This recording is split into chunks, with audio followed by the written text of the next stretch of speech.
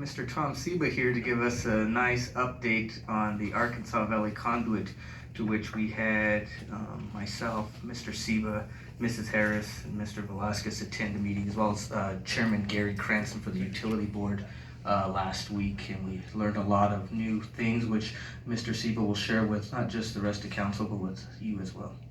Thank you, and good evening. The main purpose of the meeting that was held last Thursday was the Southeastern Colorado Water Conservancy District, which is overseeing the Arkansas Valley Conduit project.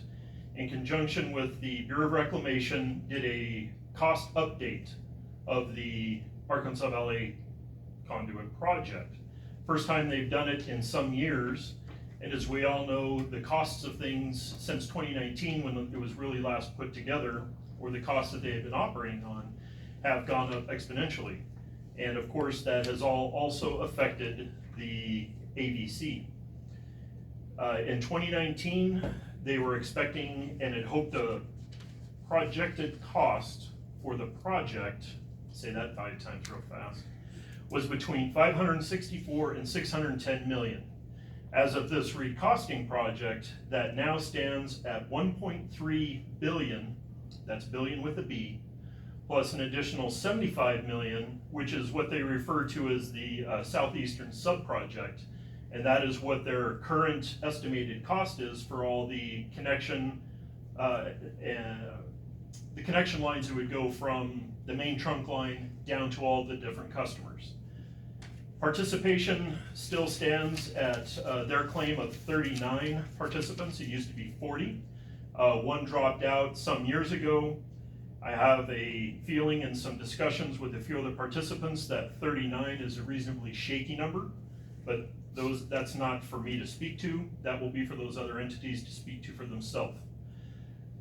One thing to keep in mind with this more than doubling of the project, and the Bureau of Reclamation always likes to remind us of this, is that there is a 35% contingency fund that is included in that project.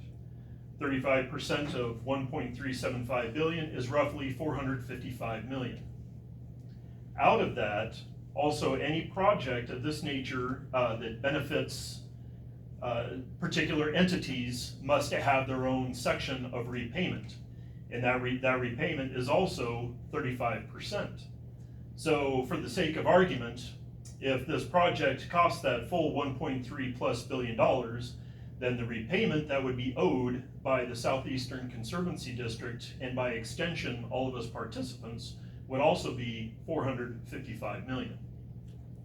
Needless to say, this is an exceptional jump in cost, a lot more I think than the district was expecting, Reclamation was expecting, and I think all the participants would be honest to say they were also expecting there to be cost increases, but perhaps not by this much. So in short, where does that leave us at this time? Currently, it basically leaves us in the same place we were before they decided to announce these numbers. They have stated how they plan to try to seek several different avenues to reduce the cost that we would need to pay through that 35%. They suggest legislative action that might somehow reduce the responsibility we have. They will continue to seek low interest loans and grants that can also perhaps reduce that amount. But what to expect from that is anybody's guess.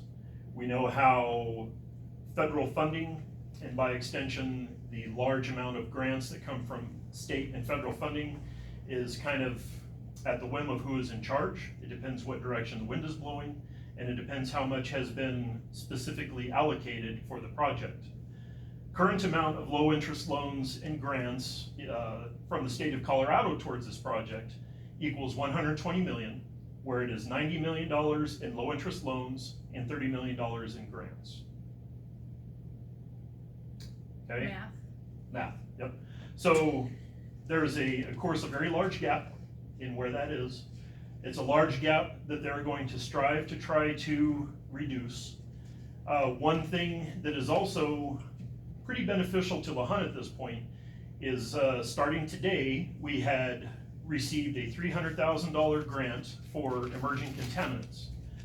Through the use of this grant, we had a higher level study done a few months ago by Hazen Engineering.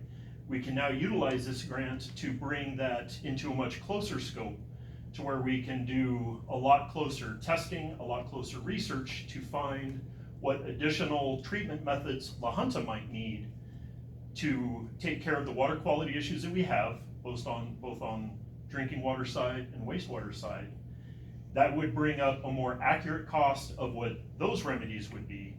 And then we can begin to match that up much more closely as to what the cost of the conduit might be. And that's what will help us definitively choose and decide our path forward in the years to come.